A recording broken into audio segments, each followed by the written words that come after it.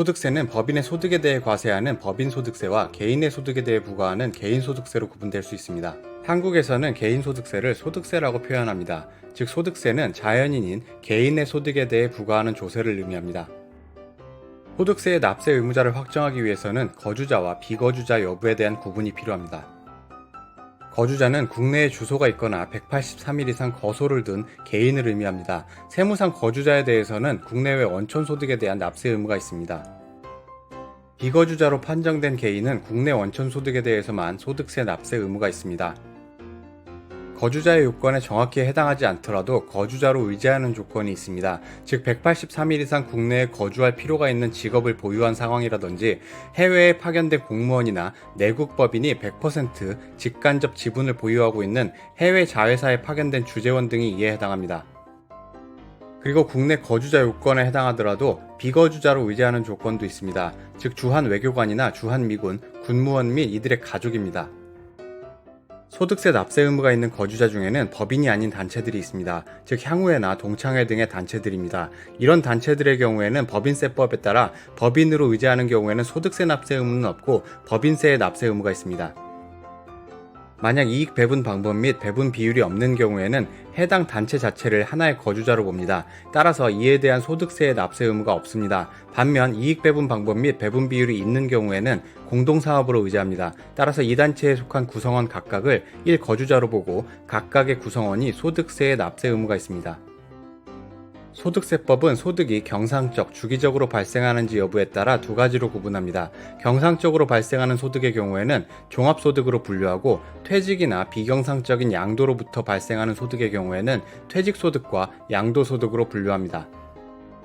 그런데 이 중에서도 법에 열거된 소득에 대해서만 과세하는 방법을 취하고 있습니다.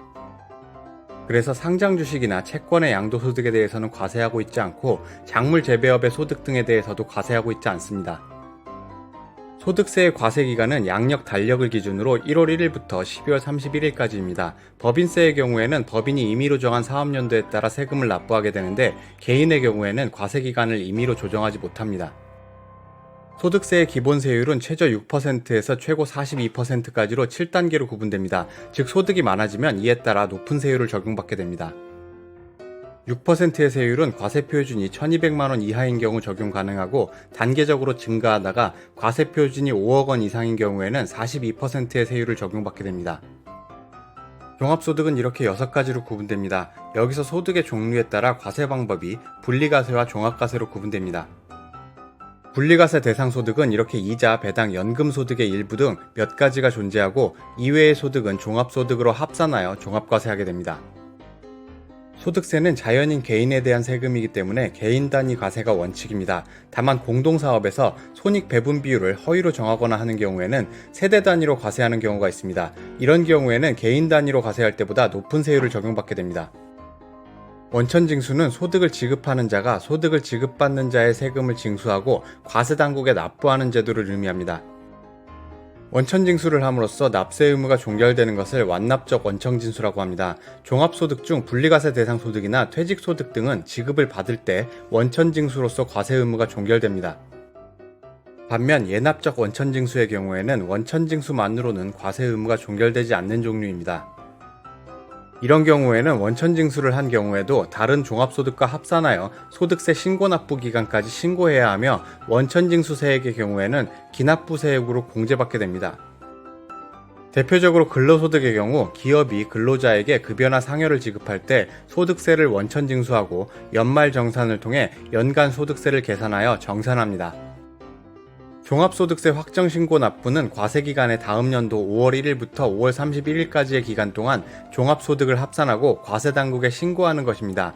예외적인 경우 성실신고 확인 대상 사업자의 경우에는 5월 1일부터 6월 30일까지로 기간이 연장될 수 있습니다.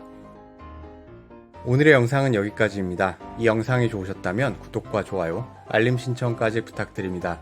다음에 더 좋은 영상을 올릴 것을 약속드립니다. 고맙습니다.